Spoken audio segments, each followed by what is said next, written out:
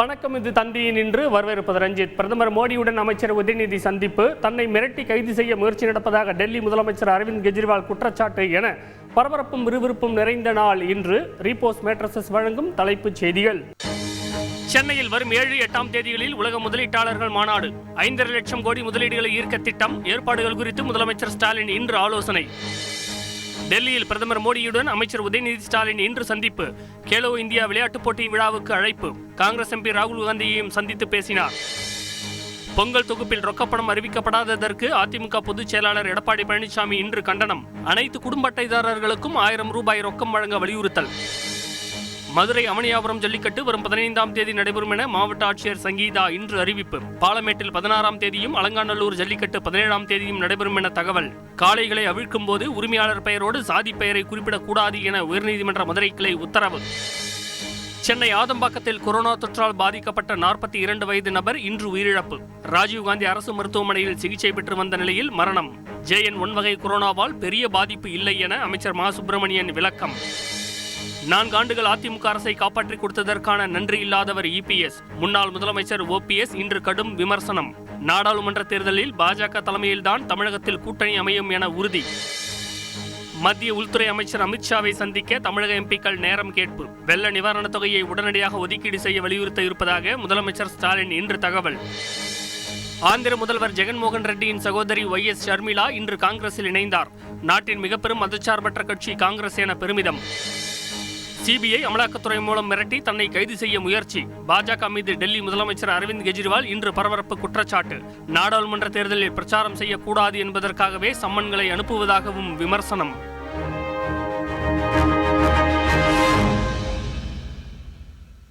மதுரை அவனியாபுரம் ஜல்லிக்கட்டு வரும் 15ஆம் தேதியும் பாலமேட்டில் 16ஆம் தேதியும் ஜல்லிக்கட்டு நடைபெறும் என இன்று அறிவிக்கப்பட்டுள்ளது. இதனிடையே காளைகளை அவிழ்க்கும் போது உரிமையாளர் பெயரோடு சாதி பெயரை குறிப்பிடக்கூடாது என உயர்நீதிமன்ற மதுரை கிளை உத்தரவிட்டுள்ளது. செய்தியாளர்கள் மாரிச்சாமி, சுந்தர் வழங்கிய தகவல்கள் இவை. உலக புகழ்பெற்ற அலங்காநல்லூர் ஜல்லிக்கட்டு போட்டி வழக்கம் போல் நடைபெற்ற இடத்தில் வருகிற 17ஆம் தேதி நடைபெறும் என அண்மையில் அறிவிக்கப்பட்டது. இந்த சூழலில் ஜல்லிக்கட்டு போட்டியை உலகத்தரத்தில் நடத்தும் நோக்கில் கீழக்கரை பகுதியில் அரசு சார்பில் பிரம்மாண்ட மைதானம் கட்டப்பட்டுள்ள நிலையில் இதனை வெகு விரைவில் முதலமைச்சர் ஸ்டாலின் திறந்து வைக்க உள்ளதாக அமைச்சர் மூர்த்தி நேற்று கூறியிருந்தார். இதுகுறித்து இன்று கருத்து தெரிவித்துள்ள முன்னாள் அமைச்சர் RB உதயகுமார், ஜல்லிக்கட்டு மைதானம் என்பது யாருமே விரும்பாத திணிக்கப்பட்ட திட்டம் என விமர்சித்தார். யாருமே கேட்காத, யாருமே விரும்பாத இந்த மைதானம் என்று சொல்லியிருப்பது அது திணிக்கப்படுகிற திட்டமாக இருக்கிறதே தவிர அறிவிக்கப்பட்ட திட்டம் நிலுவையில் இருப்பதை அரசு கவனத்தில் எடுத்து 1000 ரூபாய் அறிவிக்க முன்வருமா? இதனிடையே தமிழ்நாட்டின் முதல் ஜல்லிக்கட்டு போட்டி புதுக்கோட்டை மாவட்டம் தச்சன்குறிச்சியில் வருகிற 6ஆம் தேதி நடைபெறவுள்ளது. இதற்கான ஏற்பாடுகள் முழுவீச்சில் நடைபெற்று வரும் நிலையில் ஜல்லிக்கட்டில் கலந்து கொள்ளும் காளைகளுக்கும் மாடுபிடி வீரர்களுக்கும் ஆன்லைன் மூலமாக டோக்கன் வழங்கும் பணி இன்று தொடங்கியது. மொத்தம் 700 காளைகளுடன் 300 மாடுபிடி வீரர்களுக்கும் டோக்கன் வழங்க உள்ளதாக மாவட்ட நிர்வாகம் கூறியிருந்த நிலையில் நீண்ட வரிசையில் காத்திருந்த காளையர்கள் ஒரு கட்டத்தில் முண்டியடித்துக் கொண்டு டோக்கன் வாங்கி சென்றனர்.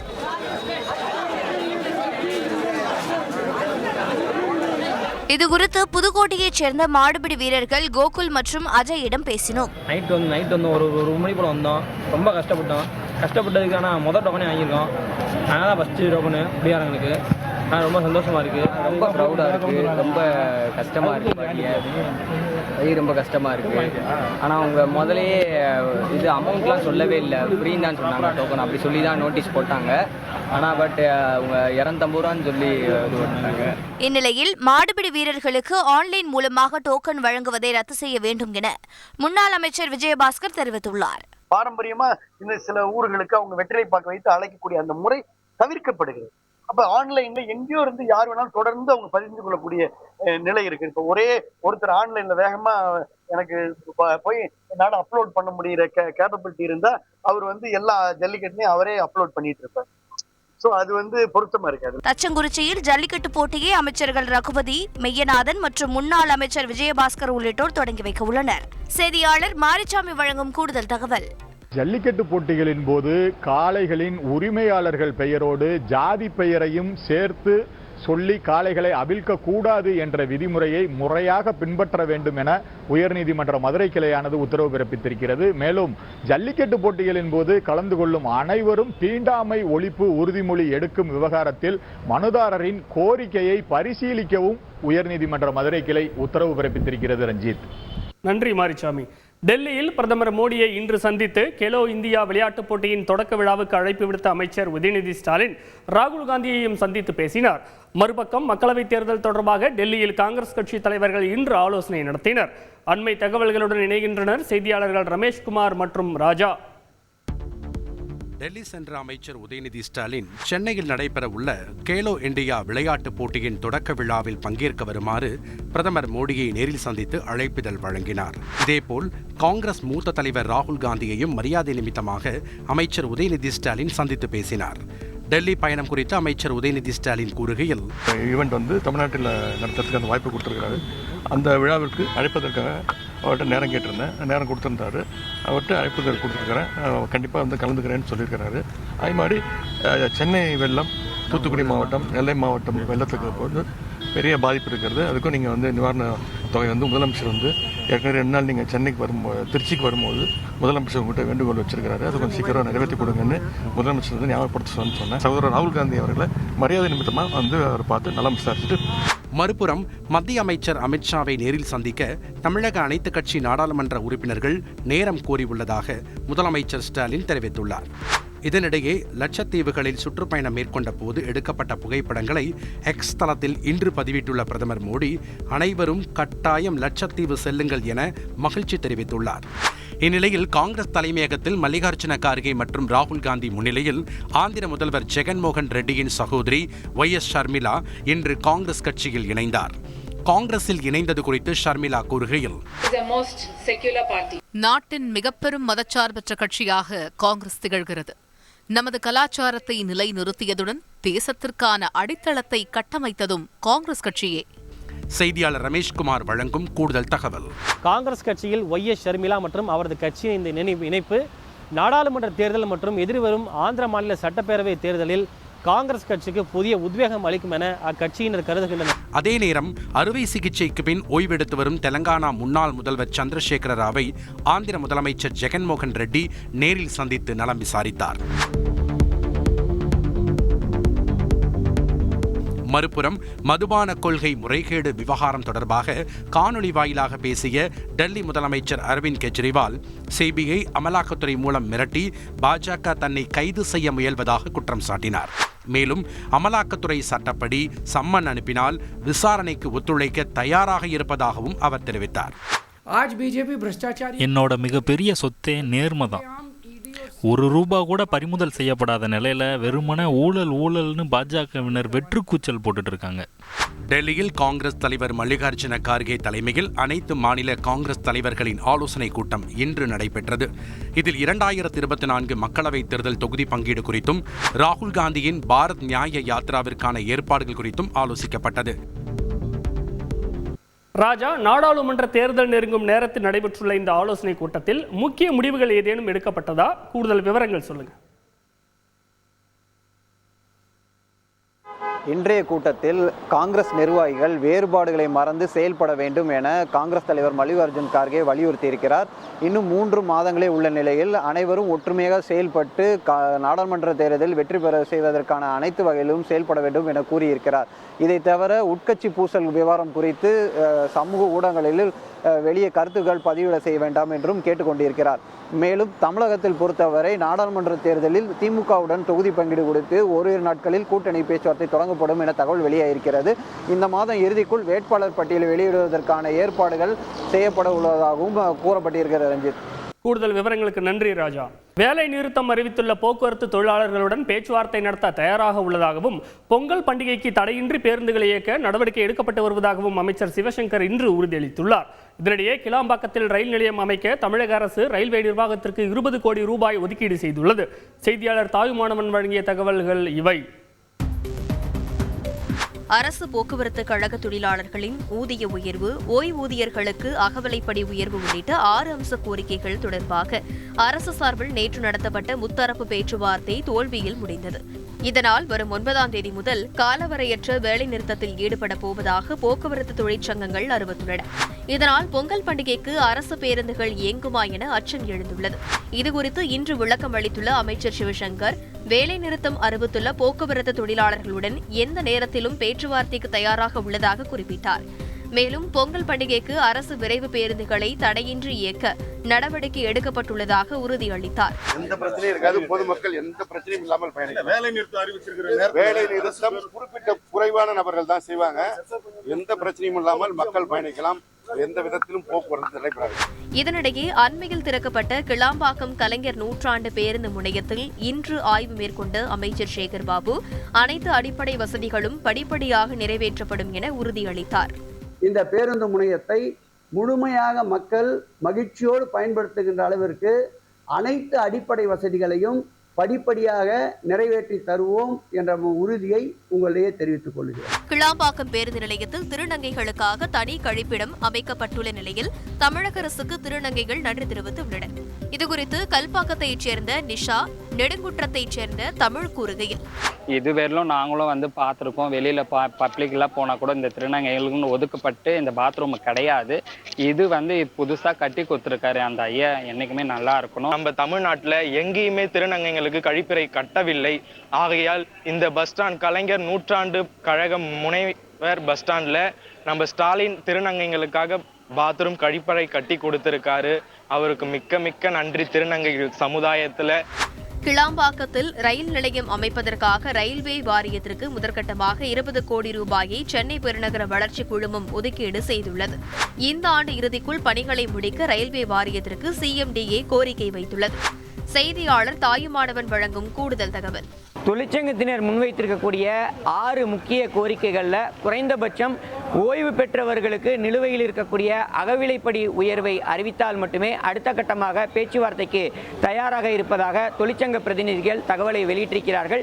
இந்த நிலையில தான் திட்டமிட்டபடி வருகின்ற 9ஆம் தேதி வேலைநிறுத்த போராட்டத்தில் ஈடுபடுவதற்கு தொழிற்சங்கத்தினர் பல்வேறு கட்ட நடவடிக்கைகளை முன்னெடுத்து வருகிறார்கள். ரஞ்சித், கூடுதல் விவரங்களுக்கு நன்றி தாயுமானவன். தமிழகத்திடம் இருந்து பெற்ற வரியை விட மத்திய அரசு கூடுதல் நிதியை கொடுத்துள்ளதாக மத்திய நிதியமைச்சர் நிர்மலா சீதாராமன் இன்று தெரிவித்துள்ளார். இதனிடையே கொடநாடு வழக்கில் அதிமுக பொதுச் செயலாளர் எடப்பாடி பழனிசாமியிடம் இன்று சாட்சியம் பதிவு செய்யப்பட்டது. இன்றைய முக்கிய அரசியல் நிகழ்வுகள் குறித்து விவரிக்கிறது பின்வரும் தொகுப்பு. சென்னை கிண்டியில் வரும் 6ஆம் தேதி நடைபெறவுள்ள கலைஞர் 100 விழாவிற்கு முதலமைச்சர் ஸ்டாலினை திரைப்பட தயாரிப்பாளர் சங்கத்தினர் இன்று நேரில் சந்தித்து அழைப்பு விடுத்தனர். இதனிடையே தேமுதிக தலைவர் விஜயகாந்த் நினைவிடத்தில் நடிகர்கள் சிவக்குமார், கார்த்தி ஆகியோர் அஞ்சலி செலுத்தினர்.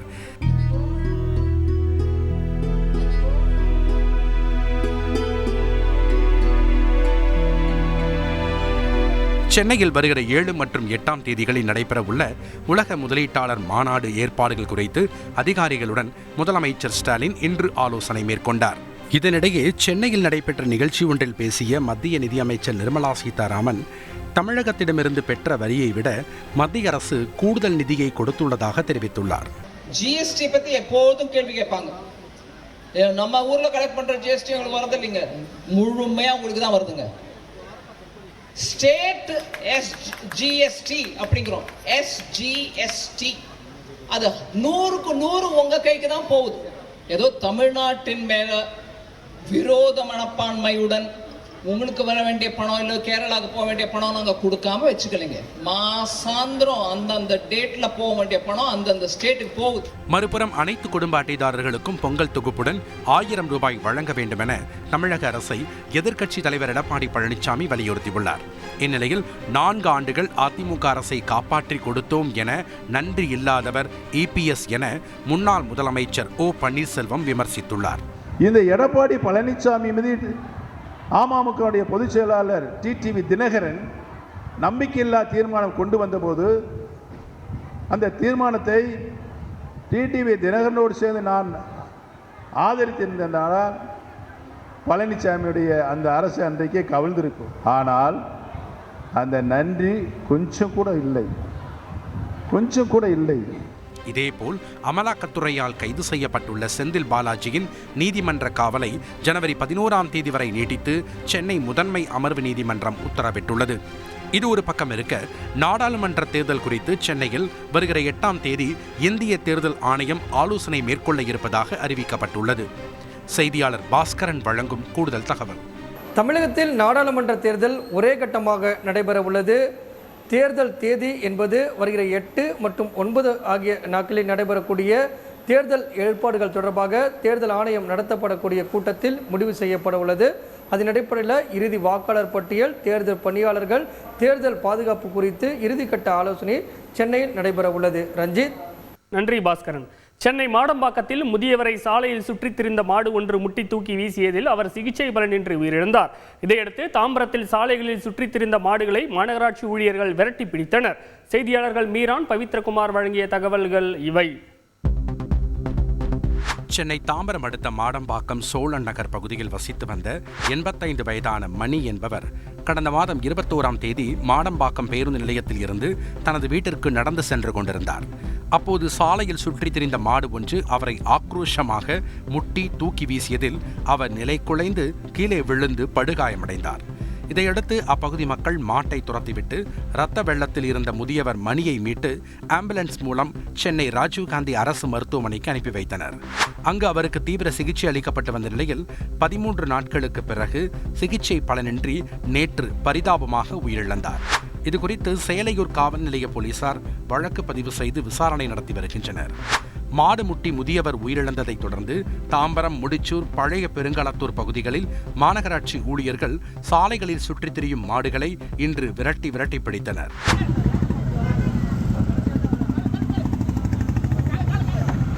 மாடுகளை பிடிக்க முயன்ற மாநகராட்சி ஊழியர்களிடம் மாட்டின் உரிமையாளர்கள் வாக்குவாதத்தில் ஈடுபட்டதால் பரபரப்பு ஏற்பட்டது.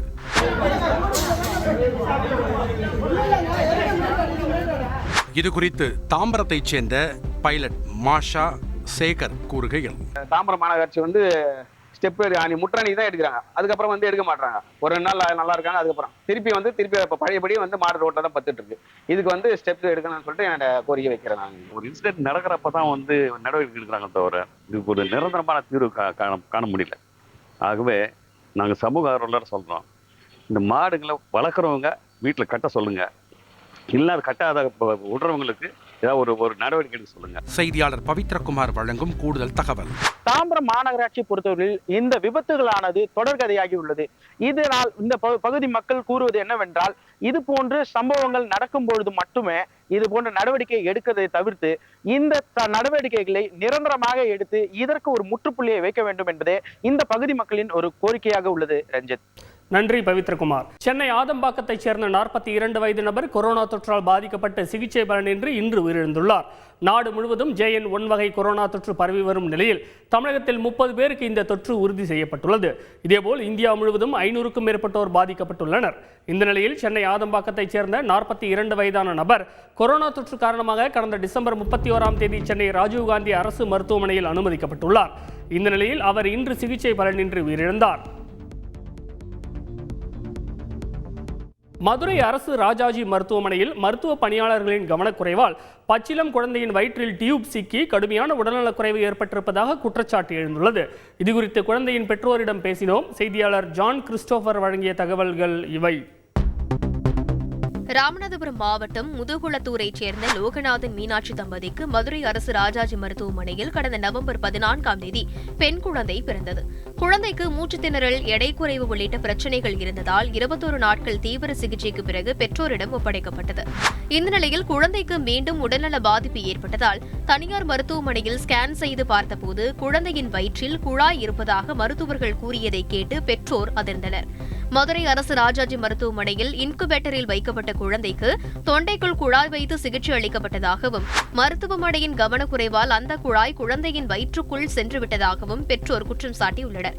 இதுகுறித்து குழந்தையின் தாய் மீனாட்சி கூறுகையில், அவங்களே ஸ்கேன் போட்டு பெரிய டாக்டர் வச்சு ஸ்கேன் பண்ணி பார்த்தாங்க. பார்த்ததுல இல்லை, இதில் டீப்பு தான் இருக்கு, நீங்கள் அங்கே தான் போய் பார்க்கணும், வாந்தி எடுத்தால் ரொம்ப சீரியஸ் கண்டிஷன் குழந்தைக்கு போயிடும், அதனால் நீங்கள் அதுக்குள்ளே ட்ரீட்மெண்ட் எடுக்கணும்னு சொல்லி அனுப்பியிருக்காங்க அங்கே. குழந்தை தற்போது மதுரை அரசு ராஜாஜி மருத்துவமனையில் அனுமதிக்கப்பட்டு உள்ள நிலையில் மீண்டும் ஸ்கேன் பரிசோதனை செய்யப்பட்ட பின்னரே முழுமையான தகவல் தெரியவரும் என மருத்துவமனை தரப்பில் தெரிவிக்கப்பட்டுள்ளது. செய்தியாளர் ஜான் கிறிஸ்டோபர் வழங்கும் கூடுதல் தகவல். மதுரை அரசு ராஜாஜி மருத்துவமனைக்கு இன்று வந்து குழந்தையை பரிசோதனை செய்தபோது குழந்தை வயிற்றில் அது போன்ற வெளிப்பொருட்களோ டியூபோ வேறு எதுவும் இல்லை என மருத்துவர்கள் தகவல் தெரிவித்துள்ளனர். தற்போது குழந்தைக்கு சிகிச்சை மேலும் அளிக்கப்பட்டு வருகிறது. நன்றி ஜான் கிறிஸ்டோபர். கேப்டவுனில் நடைபெற்ற தென்னாப்பிரிக்காவுக்கு எதிரான இரண்டாவது டெஸ்ட் போட்டியில் இந்திய அணி 7 விக்கெட்டுகள் வித்தியாசத்தில் அபார வெற்றி பெற்றது. இரண்டாவது டெஸ்ட் போட்டியின் முதல் இன்னிங்ஸில் விளையாடிய தென்னாப்பிரிக்க அணி 55 ரன்களிலும் இந்திய அணி 153 ரன்களிலும் ஆல் அவுட் ஆகின. தொடர்ந்து இன்று இரண்டாவது இன்னிங்ஸை விளையாடிய தென்னாப்பிரிக்க அணி வீரர்கள் இந்திய வீரர்களின் பந்துவீச்சை சமாளிக்க முடியாமல் 176 ரன்களுக்குள் ஆட்டமிழந்தனர். 79 ரன்கள் என்ற எளிதான இலக்குடன் விளையாடிய இந்திய அணி 12 ஓவர்களில் இலக்கை எட்டி 7 விக்கெட்டுகள் வித்தியாசத்தில் வெற்றி பெற்று தொடரை சமன் செய்தது. இதன் மூலம் கேப்டவுனில் தென்னாப்பிரிக்காவை வென்ற முதல் ஆசிய அணி என்ற பெருமையை இந்தியா பெற்றது. அதேபோல் கிரிக்கெட் வரலாற்றில் குறைந்த பந்துகளில் முடிவடைந்த டெஸ்ட் போட்டியாக இது பதிவாகியுள்ளது. ஈரானின் கெர்மன் நகரில் நிகழ்ந்த இரட்டை குண்டுவெடிப்பு தாக்குதலில் 84 பேர் கொல்லப்பட்டனர். தாக்குதலுக்கு காரணமான பயங்கரவாதிகளுக்கு கடுமையான பதிலடி தரப்படும் என அந்நாட்டு அதிபர் இப்ராஹிம் ரைசி ஆவேசமாக தெரிவித்துள்ளார். ஈரானின் கெர்மன் நகரில் மறைந்த ராணுவ தளபதி காசிம் சுலைமானின் நினைவிடம் அருகே நேற்று உள்ளூர் நேரப்படி பிற்பகல் 3 மணி அளவில் பயங்கர குண்டுவெடிப்பு நிகழ்ந்தது.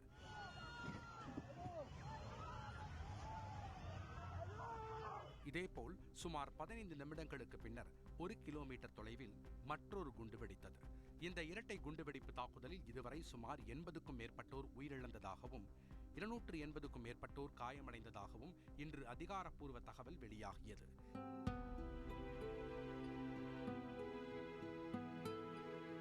கடந்த 42 வருடங்களில் இதுபோன்ற தாக்குதல் ஈரானில் நிகழாத நிலையில் இதுவரை தாக்குதலுக்கு எந்த ஒரு பயங்கரவாத அமைப்பும் பொறுப்பேற்கவில்லை. குண்டுவெடிப்பு குறித்து தெஹ்ரானில் இன்று பேசிய ஈரான் அதிபர் இப்ராஹிம் ரைசி இந்த தாக்குதலுக்கு இஸ்ரேல் தான் காரணம் எனவும் அந்நாடு வருந்தும் அளவிற்கு கடுமையான பதிலடி தரப்படும் எனவும் எச்சரித்தார். இது கோழைத்தனமான தாக்குதல். நீங்கள் செய்த இந்த கொடூர குற்றத்திற்கு அதிக விலையை கொடுத்தே தீருவீர்கள். அதே நேரம் குண்டுவெடிப்பு தாக்குதல் குறித்து இஸ்ரேல் ராணுவம் எந்த கருத்தும் தெரிவிக்காத நிலையில் இது பயங்கரவாதிகள் தாக்குதலாக இருக்கக்கூடும் என அமெரிக்க அதிகாரிகள் தெரிவித்துள்ளனர்.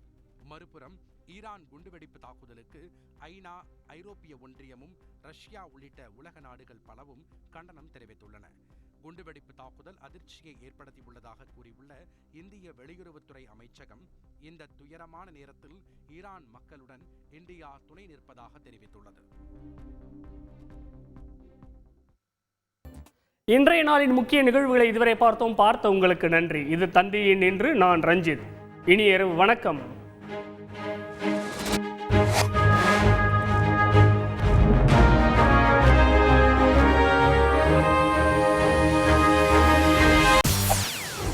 செய்திகளை உடனுக்குடன் தெரிந்து கொள்ள உடனே சப்ஸ்கிரைப் பண்ணுங்க.